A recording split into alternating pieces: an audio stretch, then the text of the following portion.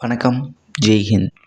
நம்ம எப்போவுமே எதிர்பார்த்தது போலயே ஈரான், இஸ்ரேல், யுஎஸ் இந்த 3 நாடுகளுக்கு இடையேயான போர் தொடங்கிருச்சு. ஈரான் ஒரு பக்கமும், அதை எதிர்த்து இஸ்ரேல் மற்றும் அமெரிக்கா ஒரு பக்கமும் களமிறங்கியிருக்காங்க. இந்த போருக்கு முக்கியமான காரணம் என்னன்னு பார்த்தீங்கன்னா, ஈரானுக்கும் அமெரிக்காவுக்கும் இருக்கக்கூடிய மிகப்பெரிய பிரச்சனை என்னன்னு பார்த்தீங்கன்னா, ஆயில். இந்த ஆயில் பாலிடிக்ஸ் தான் இருக்கறதுலயே ஒரு மிகப்பெரிய முக்கியமான பிரச்சனை. ஏற்கனவே பார்த்தீங்கன்னா, அமெரிக்கா வந்து ஈரான் மேலே சாங்ஷன்ஸ்லாம் போட்டு அவர்களோட எண்ணெயை வந்து சந்தைக்கு வரவிடாம பண்ணியிருந்தாங்க. அப்படி அவர்களோட எண்ணெய் சந்தைக்கு வந்துச்சுன்னா, ஆயிலோட விலை மிகப்பெரிய அளவில் குறையும். இதே தான் வெனிசுலாவும். வெனிசுலா தான் இருக்கிறதுலேயே மிகப்பெரிய எண்ணெய் வளம் கொண்ட நாடு. பட் அதையும் தடை பண்ணுறதுனால, ஒரு ஆயிலை குறிப்பிட்ட அளவுக்கு இவங்க சந்தையில் ஒரு குறிப்பிட்ட அளவிலே வச்சுருக்க முடியும். அதனாலேயே பார்த்தீங்கன்னா, இந்த அரபு நாடுகளும் அமெரிக்காவும் மிகப்பெரிய அளவில் லாபம் பார்த்துக்கிட்டு இருந்தாங்க. பட் ஆனால் அதுக்கு முடிவு கட்டுற மாதிரி தான் பார்த்தீங்கன்னா, ஈரான் பிளாக் மார்க்கெட்டில் ஆயில் வித்துக்கிட்டு இருந்தாங்க. இது அமெரிக்காவுக்கு பிடிக்கல. அது மட்டும் இல்லாமல் பார்த்தீங்கன்னா, ஈரான் எப்போவுமே அமெரிக்காவுக்கு எதிராக செயல்படுதுன்னு அமெரிக்கா ஒரு குற்றச்சாட்டை வைக்குது.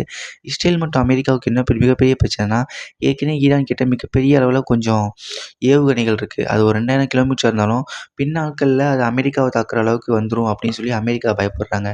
இது மட்டும் போதாதுன்னு பார்த்தீங்கன்னா, ஏற்கனவே இருக்கிற அளவில் ஈரான் பார்த்தீங்கன்னா மிகப்பெரிய அளவில் வேகமாக அணு ஆயுத சோதனையில் ஈடுபட்டுருவாங்க அப்படிங்கிற பயமும் அமெரிக்காவுக்கு இருக்குது. அமெரிக்காவை தாக்குற அளவுக்கு ஒரு எல்லை கொண்ட ஒரு ஏவுகணையும் அணு ஆயுதமும் இருந்துச்சுன்னா, அதை விட அமெரிக்காவுக்கு மிகப்பெரிய துன்பம் எதுவும் கிடையாதுன்னு அவங்க ஃபீல் பண்ணுறாங்க.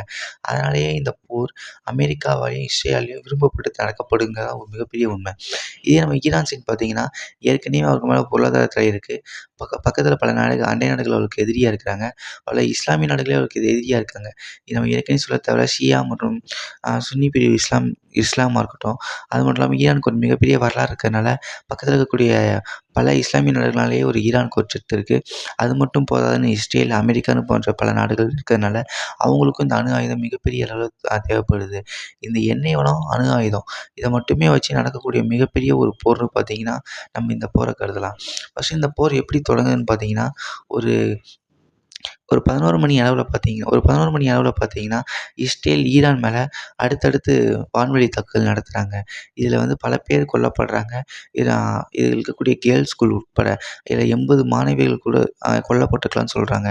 இதில் இஸ்ரேல் வைக்கிற கிளைம் என்னென்னா, நாங்கள் காமேனியை கொன்னுட்டோம், அவங்க டிஃபென்ஸ் மினிஸ்டரை கொன்னுட்டோம், அவங்க ஐஆர்ஜிசியோட ஹெட்டை கொன்னுட்டோம், காமேனியோட அட்வைசர் கொன்னுட்டோம் அப்படி இப்படின்னு சொல்கிறாங்க. பட் இது எந்த அளவுக்கு உண்மைன்னு தெரியல.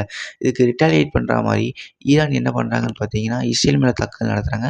அதில் பல ஏவுகணைகள் இஸ்ரேல் மேலேயும் விழுகுது. அது மட்டும் இல்லாமல் 2வது வேவ்ல என்ன பண்ணாங்கன்னு பார்த்தீங்கன்னா, யுஎஸ் நேரடியாக வந்து ஈரானை தாக்குறாங்க. அவங்க தாக்குறது எல்லாமே தெஹரான். அது மட்டும் இல்லாமல் பல ராணுவ பேஸை குறி வச்சு தான் அமெரிக்காங்கிறவங்க இஸ்ரேலை தாக்குறாங்க. அதுக்கு இஸ்ரேல் ரிட்டலியேஷனாக என்ன பண்ணுறாங்கன்னு பார்த்தீங்கன்னா, பஹ்ரைனாக இருக்கட்டும், கத்தாராக இருக்கட்டும், குவைட்டாக இருக்கட்டும், யுஏஇயாக இருக்கட்டும், சவுதியாக இருக்கட்டும், இந்த மாதிரி பல நாடுகளில் இருக்கக்கூடிய அமெரிக்க பேஸை ஏவுச்சு டார்கெட் பண்ணி தாக்குறாங்க. இதில் பஹ்ரைனில் இருக்கக்கூடிய அமெரிக்காவோட இராணுவ தளத்தை மட்டும் தாக்குனது உறுதி செய்யப்பட்டிருக்கு. பஹ்ரைனில் இருக்கக்கூடிய இந்த இராணுவ தளமானது யுஎஸ் நேவியோட 5th ஃப்ளீட் சர்வீஸ் சென்டராகவும் இருக்குது. அது தாக்குனது கண்டிப்பாக அமெரிக்காவுக்கு ஒரு மிகப்பெரிய அடி தான். இப்போ என்ன பிரச்சனைன்னு பார்த்தீங்கன்னா, இந்த ஈரான் மேலே தாக்குதல் போயிட்டுருக்கும்போதே அமெரிக்காவோட அதிபர் ஒரு ப்ரெஸ் மீட் ஒன்று வைக்கிறாரு. அதில் அவர் என்ன சொல்கிறாருன்னா, இந்த வாருங்கிறது நாங்கள் நினச்ச மாதிரி தொடங்கிருச்சு. நாங்கள் ஏற்கனவே அணுகுறதுக்கான பேச்சுவார்த்தை ஜெனீவாவில் நடந்துச்சு. பட் அது சந்தோஷம்படியாக இல்லை. இப்போ ஒன்றுமே பேசுறதுக்கு இல்லை. நாங்கள் பேசுகிறது எல்லாமே வார் மட்டும்தான். இஸ்ரேலும் அமெரிக்காவும் இணைந்து ஈரானை தாக்கப் போகிறோம். இதில் கண்டிப்பாக நாங்கள் ஈரானை தாக்கப் போகிறோம். ஈரானில் இருக்கக்கூடிய நாங்கள் எல்லா இராணுவ தளங்கள் மீதும், அங்கே இருக்கக்கூடிய ஈரான் அரசு மீதும் தாக்குதல் முழுமையாக நடக்கப் போகுது. அங்கே ஈரான் மக்களுக்கு அவங்க சொல்கிறது என்னென்னா, நாங்கள் உங்கள் மேலே தாக்குதல் நடத்தப் போகிறதில்ல. நாங்கள் ஐஆர்ஜிசி ஈரானோட அரசு மீது சரியான தாக்குதல் நடத்தப் போகிறோம். அங்கே இருக்கக்கூடிய எல்லாரையுமே நாங்கள் வைப் அவுட் பண்ணிவிட்டு, அங்கே இருக்கக்கூடிய ஆட்சி மாற்றத்தை மக்களே நிகழ்த்துமாறு கேட்டுக்கொள்கிறோம். இது மக்களுக்கு பல பாரம்பரியத்துக்கு வரக்கூடிய ஒரே ஒரு வாய்ப்பு. இந்த பொன்னான வாய்ப்பை பயன்படுத்தி ஈரானில் ஆட்சி மாற்றத்தை ஈரான் மக்களே நிகழ்த்திக்கணும் அப்படின்னு சொல்லிட்டு ஈரான் மக்களுக்கும் ட்ரம்ப் அவர்கள் அழைப்பு விடுத்திருக்காரு. அமெரிக்கா அங்கே நடத்துறது எல்லாமே அங்கே இருக்கக்கூடிய அரசை கவிழ்த்துட்டு அவர்கள் தேவைப்படியான ஒரு புது அரசை ஏற்படுத்துறது. எப்படி வெனிசுலாவில் ஏற்படுத்தும் அதே மாதிரி ஒரு அரசை ஏற்படுத்தி விட்டு, அதே மாதிரி அங்கே இருக்கக்கூடிய அணு ஆயுதங்கள் மற்றும் ஏவுகணைகளை முழுமையாக தாக்கிட்டு அதில் அவங்க ஈடுபடவே கூடாது அப்படிங்கிறது தான் அமெரிக்காவோட இதாக இருக்குது. பொறுத்த மட்டும் பார்த்தீங்கன்னா, அவங்க கொடுத்த ரெட்டாலியேஷனுங்கிறது மிகப்பெரிய அளவில் இருக்குது.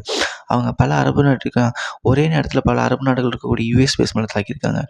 யுஏஇயாக இருக்கட்டும், அரபா யு அரா அரா யுனைடெட் அரப் எமிரேட்ஸாக இருக்கட்டும், குவைத்தா இருக்கட்டும், கத்தாரா இருக்கட்டும், பஹ்ரைனா இருக்கட்டும், இல்லை சவுதியா இருக்கட்டும், பல நாடுகளுக்குள்ள இருக்கக்கூடிய யுஎஸ் ஏர்பேஸ் மேலே தாக்கியிருக்காங்க.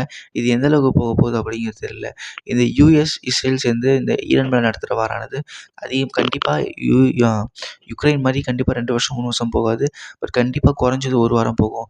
ஏன்னா கண்டிப்பாக ஈரானும் ஒரு சலைச்ச நாடு கிடையாது. அவங்ககிட்ட இருக்கிற மிசைல் டெக்னாலஜியாக இருக்கட்டும், மிசைல் கையிருப்பாக இருக்கட்டும், அதே மாதிரி இஸ்ரேல், அமெரிக்காவாக இருக்கட்டும், இவங்ககிட்ட இருக்கிற டெக்னாலஜியாக இருக்கட்டும், கண்டிப்பாக 4, 5 நாளோ, 1 வாரமோ 2 வாரமோ கண்டிப்பாக போக தான் போகுது. பட் இது எண்டோட முடிவில் ரிசல்ட் என்ன இருக்க போகுதுன்னு தெரியல. பட் அப்கமிங் டேஸில் கண்டிப்பாக இது சிவியராக போகுது அப்படிங்கிறது மட்டும் தெரியும். நம்ம கண்டிப்பாக இந்த போர் நிறுத்தம் வர்றதுங்க சாத்தியமே கிடையாது. ஏதோ ஒரு பக்கம் ரிசல்ட் கிடைக்க போகுது அப்படிங்கிறது மட்டும் தெரியுது. அது அமெரிக்கா பக்கம் அதிகமாக இருக்கலாம். அமெரிக்கா வைக்கிற கிளைம் என்னென்னு பார்த்தீங்கன்னா, அங்கே இருக்கக்கூடிய அரசை முழுமையாக அழித்தொழிக்கணும். அங்கே இருக்கக்கூடிய முழுமையாக இராணுவ தளவாடங்கள், இராணுவத்தை முழுமையாக அழித்தொழிச்சிட்டு அங்கே ஒரு ஆட்சி மாற்றத்தை நிகழ்த்தணும் அப்படிங்கிறது இஸ்ரேலுக்கும் அமெரிக்காவுக்கும் நடக்கக்கூடிய ஒரு மிகப்பெரிய ஒரு கோலாக இருக்க போகுது. பட் ஈரான் இதை சஸ்டெயின் பண்ணுவாங்களா?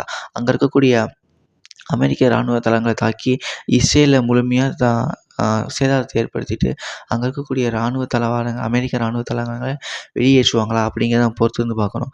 என்ன நடக்க போகுது அப்படிங்கிறத பொறுத்து வந்து பார்ப்போம். இது குறித்து கமெண்ட் இருந்தால் கமெண்ட்டில் கமெண்ட் பண்ணுங்கள். தேங்க்ஸ் ஃபார் வாட்சிங் திஸ் வீடியோ. தேங்க்யூ.